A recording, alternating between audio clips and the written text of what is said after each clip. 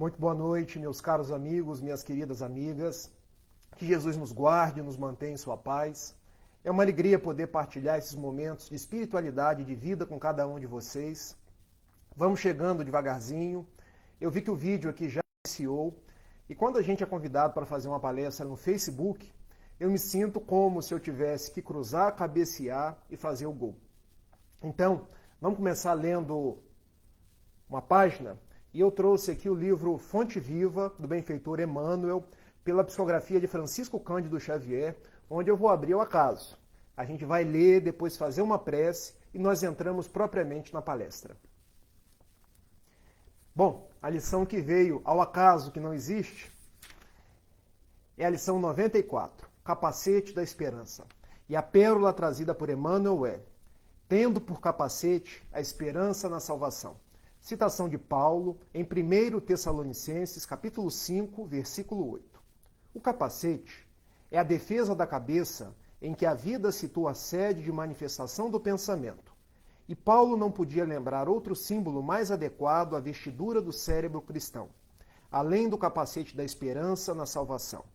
Se o sentimento, muitas vezes, está sujeito aos ataques da cólera violenta, o raciocínio, em muitas ocasiões, sofre o assédio do desânimo, à frente da luta pela vitória do bem, que não pode esmorecer em tempo algum. Raios anestesiantes são desfechados sobre o ânimo dos aprendizes por todas as forças contrárias ao Evangelho Salvador. A exigência de todos e a indiferença de muitos procuram cristalizar a energia do discípulo, dispersando-lhe os impulsos nobres ou neutralizando-lhe os ideais de renovação. Contudo, é imprescindível esperar sempre o desenvolvimento dos princípios latentes do bem, ainda mesmo quando o mal transitório estenda raízes em todas as direções. É necessário esperar o fortalecimento do fraco, à maneira do lavrador que não perde a confiança nos grelos tenros. Aguardar a alegria e a coragem dos tristes, com a mesma expectativa do floricultor que conta com revelações de perfume e beleza no jardim cheio de ramos nus. É imperioso reconhecer, todavia, que a serenidade do cristão nunca representa atitude inoperante, por agir e melhorar continuadamente pessoas, coisas e situações, em todas as particularidades do caminho.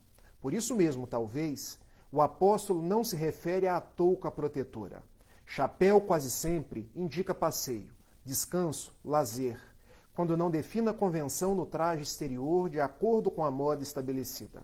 Capacete, porém, é indumentária de luta, esforço, defensiva. E o discípulo de Jesus é um combatente efetivo contra o mal, que não dispõe de muito tempo para cogitar de si mesmo, nem pode exigir demasiado repouso, quando sabe que o próprio Mestre permanece em trabalho ativo e edificante. Resguardemos, pois, o nosso pensamento com o capacete da esperança, fiel, e prossigamos para a vitória suprema do bem. Mais uma vez, muito boa noite a todos os amigos do Grupo Espírita Luiz de Gonzaga, Lar Espírita Luiz de Gonzaga. Eu peço a Jesus, o nosso amigo de todas as horas, possa nos guardar e nos manter em sua fé, em sua paz. Eu quero dar boa noite a Carlos Tenório, a Ana Maria Fernandes, a Almeidina Lapor. Quero dar meu boa noite a Marta Xavier, a Sandra Lavinas, a Vera Canedo. Bom, as pessoas vão chegando e a gente já vai falando. Vamos fazer uma prece? Vamos asserenar os nossos pensamentos, permanecer num clima de paz e pensar em Jesus. Entregarmos-nos a Ele e agradecer. Jesus, Mestre de todas as horas, nosso companheiro das lutas terrenas, nós te agradecemos por tudo quanto temos, pela vida, pelo ensejo da nossa reencarnação, pela nossa família, pelo Espiritismo, que é essa doutrina de amor e luz, que nos guarnece os passos na existência. Nós te agradecemos pela noite de hoje, pela proposta de refletirmos no teu Evangelho, pelas luzes da veneranda doutrina espírita. Guarda-nos na tua paz. Permita, Senhor, que sob a inspiração dos benfeitores espirituais, nós possamos conversar na noite de hoje num clima de harmonia, num clima de esperança. E nós te pedimos que esteja com cada um de nós, com os nossos familiares, com os nossos amigos. Nós te pedimos que abençoe os que sofrem. Abençoe todos aqueles cujos nomes passam nas nossas cabeças. Abençoe o nosso Brasil, os nossos governantes, aqueles que ainda são vítimas do coronavírus, do desemprego. Guarda todos, Senhor, e não nos deixe faltar a força, a esperança e a fé para seguir em frente. Muito obrigado por tudo. Esteja conosco, hoje, agora e sempre. Que assim seja. Vamos começar então? Eu começo aqui falando, eu consigo interagir com vocês. Se tiverem alguma dúvida, se tiverem alguma consideração, se quiserem ao final bater um papo comigo, eu vou lendo o que vocês vão escrevendo e a gente pode conversar. Tive a grata oportunidade de fazer essa palestra na noite de hoje, a convite de um amigo muito querido, o Vanderlei, que chegou até mim pelas vias das redes sociais, pela qual eu estou me comunicando com vocês na noite de hoje. E é um amigo que também conhece Raul Teixeira. Eu sou aqui de Niterói, frequento a Sociedade Espírita Fraternidade e tem em Raul Teixeira, não só um grande exemplo, mas um grande amigo e eu poderia dizer um grande pai. Então hoje é uma felicidade poder abraçar cada um de vocês com os meus melhores sentimentos e pedindo essa espiritualidade que nos circunda, que nos mantém em paz. O Vanderlei pediu para que nós conversássemos sobre a revista O Reformador, que é uma revista editada pela FEB já há muito tempo, a edição de número 130, e uma mensagem bastante específica e bastante oportuna para os dias atuais, chamada Novos Tempos, Novas Atitudes. E é um verdadeiro presente falar sobre os novos tempos que nós estamos vivendo e, sobretudo, as atitudes que são esperadas de cada um de nós. Porque quando nós abrimos as páginas do Evangelho segundo o Espiritismo, que deve ser o livro de cabeceira de todos nós, lá no capítulo 17, no item 4, nós encontramos uma verdadeira pérola de Kardec direcionada a cada um de nós. Quando nos diz assim: reconhece o verdadeiro espírita pela sua transformação moral e pelos esforços que empreende por domar, por vencer as suas más tendências, as suas más inclinações. Então vejam, o bom espírita não é aquele que sabe de cor e salteado todas as questões da codificação espírita.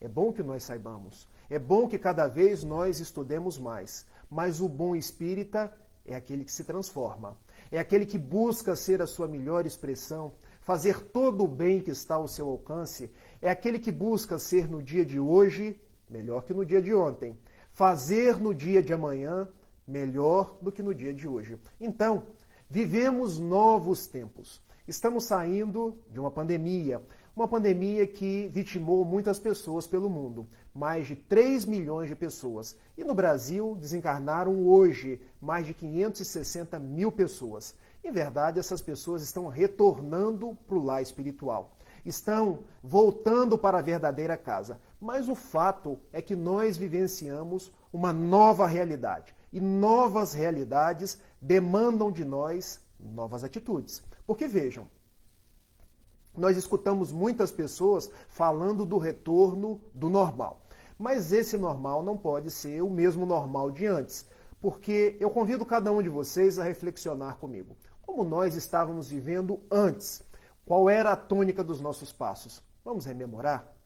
Muito orgulho, muito egoísmo, muita briga entre as pessoas, muita divisão, porque a gente se divide por tudo. Se divide por política, se divide por questão de religiosidade, a gente se separa até mesmo pelas questões mais comezinhas do dia a dia. E como a gente quer construir um novo normal, uma nova sociedade, um mundo mais pleno de paz, de justiça, de fraternidade, se nós mudarmos as nossas atitudes. Porque vejam, o mundo só se transforma se eu, na minha individualidade, me transformar.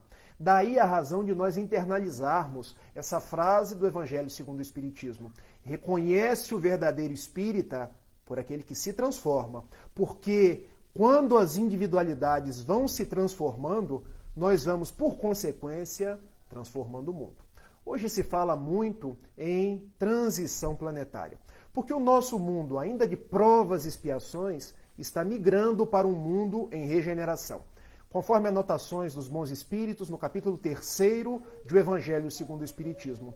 Mas, meus amigos, o convite que eu faço a cada um de vocês é nós reflexionarmos que a Terra só vai se regenerar se nós nos regenerarmos. Porque a Terra não se transformará num mundo em regeneração de uma hora para outra. Demanda esforços de cada um de nós. Quando volvemos a Jesus que subiu o monte, lá de cima enunciou as bem-aventuranças, a terceira delas, bem-aventurados os mansos, porque herdarão a terra. Ou seja, quem herdará o mundo em regeneração? Os mansos. Nós temos sido mansos? Nós temos sido simples? Nós temos sido pessoas que constroem a paz, que constroem a fraternidade, que olhamos uns aos outros como irmãos? Porque vejam, quais são os novos tempos que se avizinham? Tempos de um mundo melhor, de um mundo em regeneração. Mas nós, se quisermos acompanhar esse mundo, nós igualmente teremos que nos regenerar. Teremos que nos fazer pessoas melhores, teremos que fazer jus a essa condição de acompanhar o nosso mundo. Então vejam, qual é a proposta da noite de hoje, quando discutimos a temática novos tempos, novas atitudes? É que nós precisamos desenvolver novas atitudes perante a vida, perante o mundo que nós queremos que seja de paz. E para isso, eu quero desenvolver com vocês 6 propostas, 6 atitudes nossas, porque se queremos acompanhar esse mundo que vai se regenerar, nós precisamos desenvolver essas 6 atitudes. E ao buscar essas 6 propostas, eu fui até a Unesco, que no ano de 2000 estabeleceu as 6 metas do milênio. E eu acho muito curioso porque a Unesco não tem qualquer conotação religiosa. Mas quando estabeleceu essas metas, parece que foram beber das águas lustrais da espiritualidade. Porque as metas que a Unesco nos traz têm tudo a ver com as propostas da nossa individualidade e os nossos compromissos diários. Porque, no primeiro momento, se nós queremos avançar, nós precisamos respeitar a vida. Será que nós temos respeitado a vida? E quando a gente fala em vida, nós falamos num espectro amplo, porque vida não é apenas a vida do meu semelhante, é tudo aquilo que vive. É a minha vida pessoal, é a vida do meu próximo, do meu vizinho, do meu familiar, é a vida dos animais, é a vida das plantas, é a vida da natureza como um todo. Quando abrimos o Livro dos Espíritos, na questão 880, Kardec indaga aos imortais: qual o maior de todos os direitos? O direito de viver. Então, novas atitudes perante novos tempos. Nós precisamos respeitar mais a vida.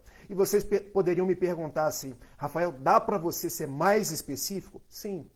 Respeitar a vida, quando eu olho para a minha individualidade, é não cometer o suicídio.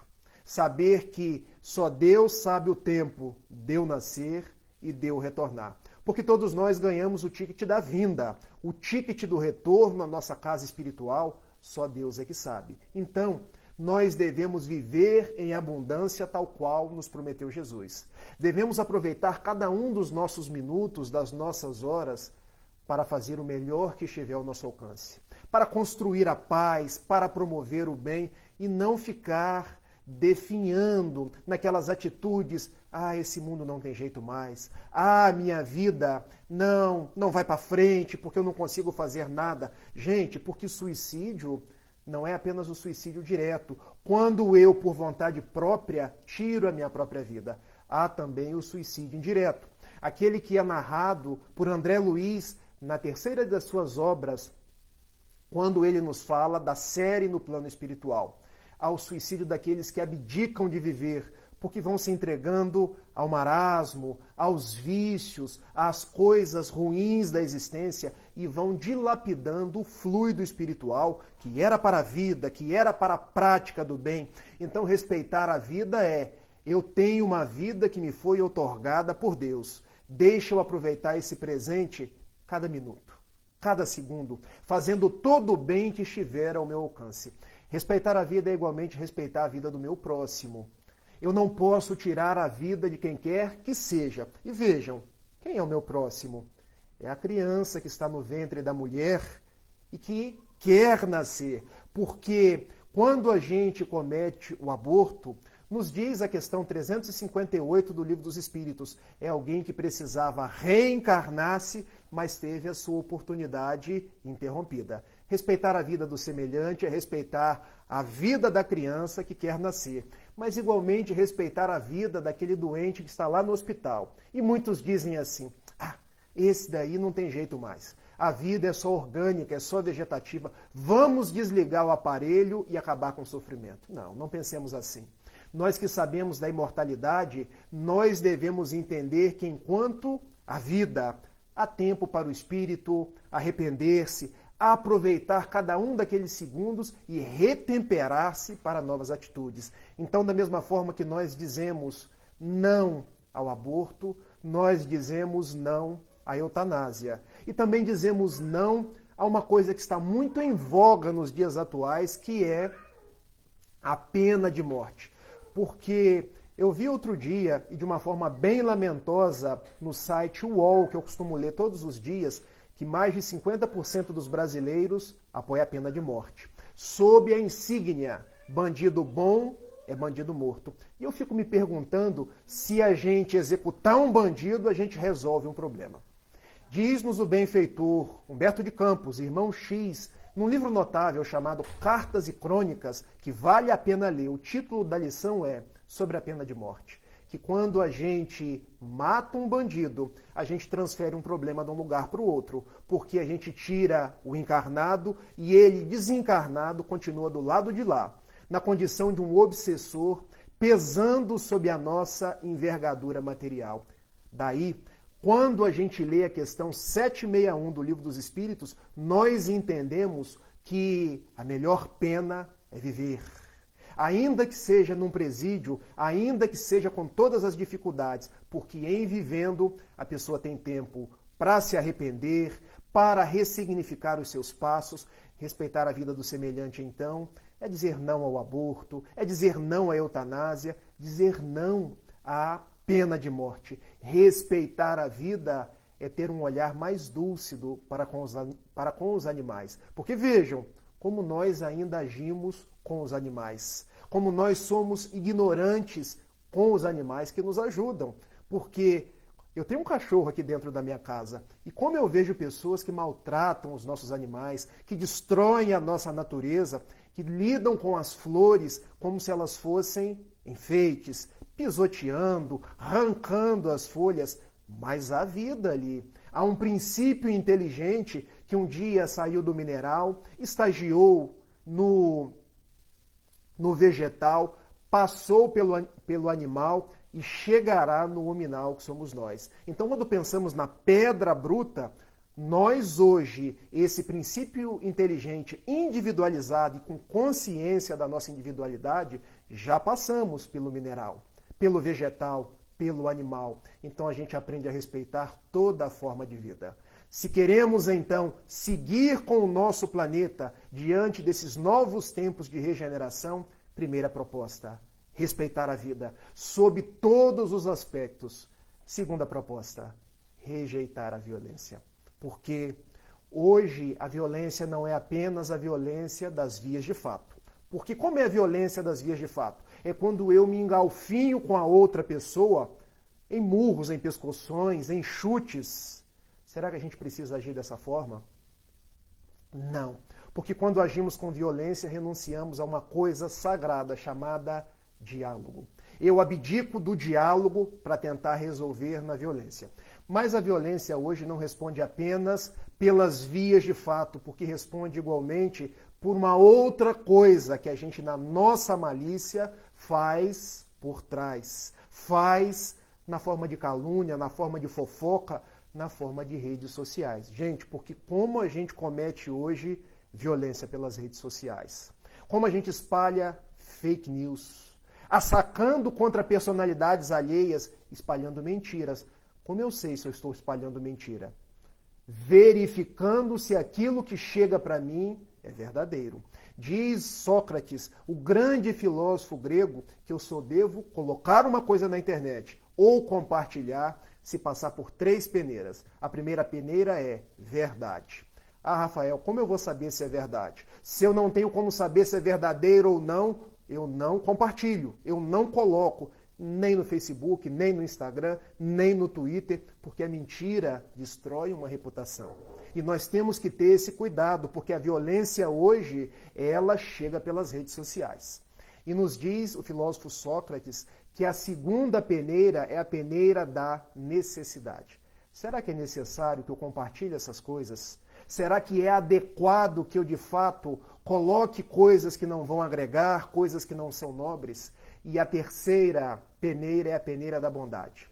Porque se passar pela peneira da verdade, pela peneira da necessidade, ainda tem que passar pela peneira da bondade. Será que eu estarei sendo bom agredindo nas redes sociais? Porque somos nós, os espíritas, hoje, que agredimos nas redes sociais. Como a gente briga por política? Como a gente briga por questões que são atinentes ao livre-arbítrio de cada um. São atinentes à forma de pensar de cada um. Porque nós temos a violência não mais nas mãos, nós temos a violência aqui. E vociferamos com os nossos lábios, seja nas redes sociais, seja fazendo fofoca. Porque na frente nós costumamos ser anjos de candura, mas por trás, fulano, eu preciso te contar uma coisa, porque eu vi Beltrano. Não, a gente não precisa ter visto Beltrano, nem neste lugar, nem fazendo aquilo, porque a vida da outra pessoa não nos interessa. Cabe-nos retificar os nossos passos e o outro é que sabe da sua vida. Rejeitar a violência. Rejeitar as pedras que Jesus tirou dos acusadores da mulher adúltera. Aquele que estiver sem pecado, que atire a primeira pedra. Que nós olhemos para nós mesmos e pensemos, será que eu estou isento para continuar com essa violência? Porque se eu quero avançar, eu preciso respeitar a vida, eu preciso rejeitar a violência. E aqui em Niterói, há uma personalidade bem notável, chamada, já desencarnou hoje, José Datrino, que ficou conhecido como profeta gentileza. Ele saía pelas pontes e viadutos do Rio de Janeiro escrevendo: violência gera violência, gentileza gera gentileza. A violência são as atitudes do mundo que devem ficar para trás. A gentileza é a ponte que nos ligará ao mundo em regeneração. Terceira atitude para nós seguirmos em frente: ser generoso. Será que nós estamos sendo generosos ou cada vez mais egoístas? Vamos fazer uma reflexão. Será que eu ainda digo aquela frase tão popular na boca das pessoas: se a farinha é pouca, o meu pirão primeiro? Porque como essa frase é atual? Querem alguns exemplos? Quando começou a pandemia, as pessoas foram correndo nos supermercados para comprar todos os potes de álcool em gel. Porque as pessoas pensaram: eu tenho que comprar para mim, para as outras pessoas não importa. Será que nós ainda agimos assim? Será que nós ainda vamos para o supermercado? Vai acabar tudo, deixa eu guarnecer a minha despensa. Mas e as outras pessoas?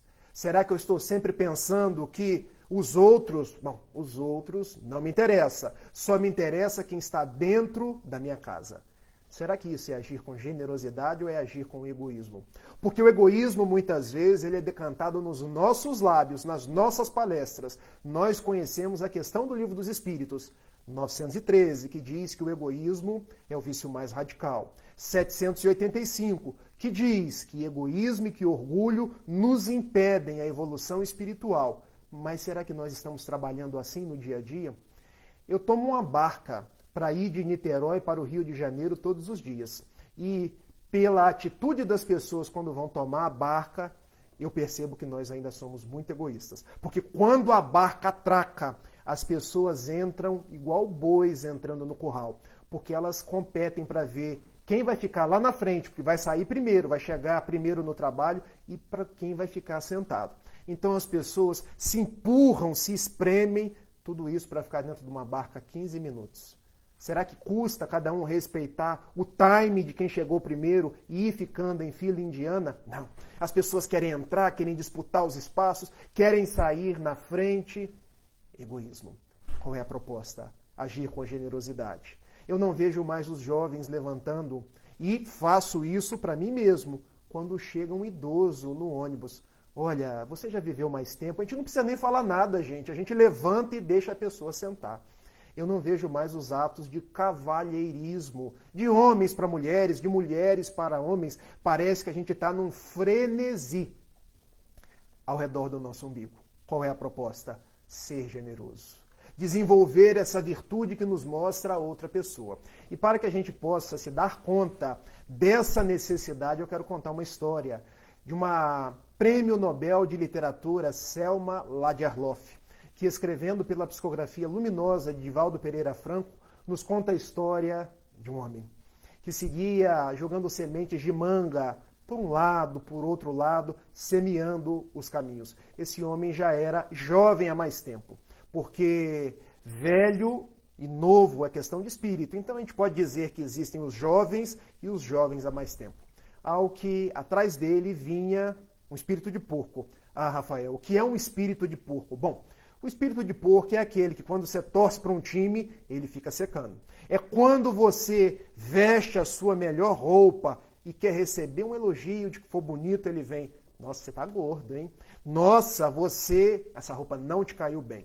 O espírito de porco é aquele do contra. É aquele que sempre, ao invés de dizer algo positivo, ele está sempre querendo espetar. Gente, toda família tem um espírito de porco. E cuidado, se a gente não localizou na nossa família ainda o espírito de porco, é porque ele pode ser nós mesmos. Mas isso tem cura. Evangelho de Jesus, disposição para servir, transformação moral. Então voltemos à história. Um jovem há mais tempo, jogando sementes de manga para um lado, para o outro, e uma outra pessoa atrás. Um verdadeiro espírito de porco que só critica. E falando com aquele senhor, ele disse assim: ô coroa, vem cá, por que você está jogando essas sementes de manga para um lado, para o outro? Você já está quase virando o cabo da Boa Esperança. Você não vai comer uma das mangas que você plantou. E o jovem há mais tempo, aquele senhor de semblante bom, olhou para aquele espírito de porco que estava atrás, aquele jovem, e disse assim: meu filho, eu passei a minha vida inteira chupando mangas de árvores que eu não plantei, me refestelando em sombras que também foram de árvores que eu não plantei. Eu agora estou fazendo a minha parte. Eu estou semeando para gerações futuras. E você, o que está fazendo? Apenas me criticando? Apenas falando aos quatro ventos? Por que você não se junta a mim? Eu tenho certeza que se você se juntar a mim, você que é mais novo, terá tempo de comer as mangas. Mas você prefere gastar o seu tempo só criticando. Ser generoso, então, é nós agirmos no mundo fazendo o bem, sem esperar que aquele bem retorne para nós, porque mesmo não sendo para nós, ele vai atingir a necessidade de alguém. E a nossa felicidade é fazer o bem sem olhar a quem. Respeitar a vida, rejeitar a violência, ser generoso, até chegarmos numa quarta proposta: ouvir para poder compreender. Já notaram? E isso dizia os antigos: quantos ouvidos nós temos? 2. Quantas bocas nós temos? 1. Já pararam para pensar que inversamente proporcional à quantidade de ouvidos e boca, a gente fala muito mais do que escuta? Por que isso? Porque nós temos necessidade de falar, de ser o primeiro, de ser o mais importante, porque num casamento, ou o homem ou a mulher querem ter razão e perdem a oportunidade de escutar um ao outro e dialogar. Quando numa empresa, aquele que quer ser o maioral, que quer ter a sua vontade atendida, está sempre falando e perde a oportunidade de aprender com a outra pessoa. A grande lição que o mundo vem nos dando hoje é que todos nós aprendemos uns com os outros. Nós aprendemos com quem já estudou mais, com quem já estudou menos, nós aprendemos com os nossos pares. Porque, em verdade, nós aprendemos durante todo o tempo. Então, qual é a proposta? Diminuir um pouco o que a gente fala para poder escutar melhor, escutar mais. Daí, um grande escritor brasileiro chamado Rubem Alves dizer que no Brasil existem muitos cursos de oratória. Nós precisamos desenvolver e fazer cursos de escutatória para aprender a escutar as pessoas. Tal qual um pai ao escutar um filho. Porque o filho, quando vai conversar com o pai, ele às vezes diz uma coisa, mas o pai: meu filho, não é isso que você quer me dizer. Porque você está escondendo algo. Em verdade, o pai conhece o filho. Então, nós precisamos entrar na intimidade das outras pessoas para entender o que se passa no seu coração. Conhecer melhor o nosso cônjuge, conhecer melhor aquele que milita conosco na casa espírita e escutar. Por isso as grandes empresas hoje já não têm mais um representante. As decisões são colegiadas, porque quando um fala, o outro fala, nós chegamos a melhores conclusões, a melhores considerações para tomar a melhor decisão. Então, falar menos e escutar mais. E já pararam para pensar uma coisa? O que essa pandemia nos tapou? A boca. Os ouvidos ficaram de fora. E por que isso, gente? Para que a gente diminuísse a quantidade do que a gente fala, o volume da nossa voz e pudesse escutar mais o canto dos pássaros. Eu tenho percebido esse dia que quando eu saio na rua, falando menos porque a máscara abafa, o quanto eu escuto os pássaros, o quanto eu escuto o marulhar das ondas quando eu estou atravessando de Niterói para o Rio de Janeiro, o quanto eu escuto o murmúrio da natureza. Então, vejam que a própria pandemia nos ensinou, deixou os ouvidos para que a gente pudesse escutar mais e tapou a boca, porque quando a gente só fala, a gente reflete menos, a gente compreende menos. Então, proposta, desenvolver a capacidade de escutar para poder aprender. Quinto compromisso nosso, respeitar o meio ambiente. E por que isso? Porque as pessoas acham que o meio ambiente ele é infinito. Mas eu tenho uma notícia para dar para vocês. Ele é finito. Se a gente continuar gastando a nossa água, acabando com as nossas reservas minerais, destruindo as nossas florestas, vai chegar no momento que não vai ter mais nada. Nós herdaremos um planeta superaquecido, sem os recursos minerais, sem os recursos aquíferos que nós temos hoje. Dizem os cientistas que no futuro a grande moeda nacional não será o petróleo, mas será a água. Porque teremos cada vez menos água, porque hoje a gente polui tudo. Hoje a gente joga no rio aquilo que o peixe não pode comer. Hoje, em nome da nossa ganância desenfreada, a gente corta as árvores e se esquece que são as árvores que fazem a fotossíntese para que a gente possa respirar. Então a gente vai ter que aprender a se relacionar melhor com a nossa casa externa, que é o meio ambiente. Porque é curiosa a nossa relação com o meio ambiente. A gente costuma cuidar da nossa casa. A nossa casa que tem mesa, que tem cômodos, mas a gente não cuida da nossa casa externa. E ficamos reféns dos maremotos, dos terremotos, do superaquecimento, tudo isso por negligência nossa. Então nos dizem os cientistas que nós estamos migrando para um terceiro período da nossa humanidade. Porque vejam, como era no passado, teocentrismo. A sociedade girava ao redor de Deus. E Deus, de fato, é a inteligência suprema, a causa primeira ou primária de todas as coisas. E depois nós passamos para o antropocentrismo. Por quê? Porque os homens perceberam que a ideia da religião, a religião convencional, a religião dos dogmas, a religião como era proferida no passado, estava massacrando as pessoas. Então era preciso que o homem começasse a raciocinar, a filosofar, o homem fosse colocado de forma a desenvolver as suas potencialidades. Veio a Revolução Francesa, o Iluminismo, chegamos no antropocentrismo. Agora, século XXI, já não mais o teocentrismo, já não mais o antropocentrismo, porque nós vamos chegar no biocentrismo. O que deve estar ao centro é a natureza, é a vida. Porque quando a gente reverencia a vida, reverencia a natureza, nós reverenciamos Deus. Porque quem criou os animais?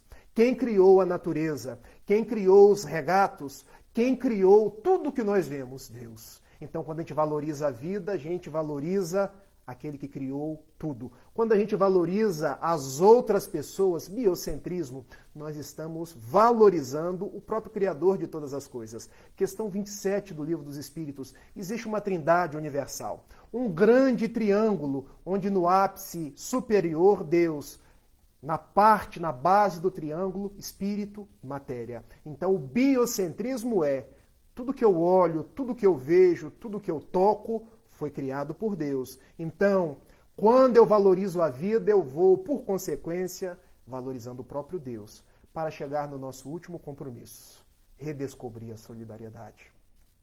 Tornar-se uma pessoa solidária, uma pessoa boa, uma pessoa que procura dar o seu melhor. Por que isso?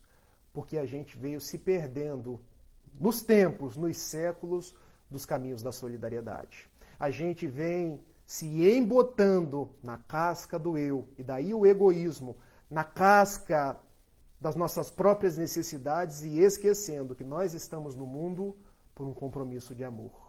Vejam que no capítulo 15 do Evangelho segundo o Espiritismo, o lema da nossa doutrina é: fora da caridade não há salvação. Fora da solidariedade não há salvação. E o que nós vimos agora nesse momento de pandemia? As pessoas confundindo caridade com religião. Porque o que eu ouvi de pessoas dizendo assim: como que eu vou fazer caridade com casa espírita fechada?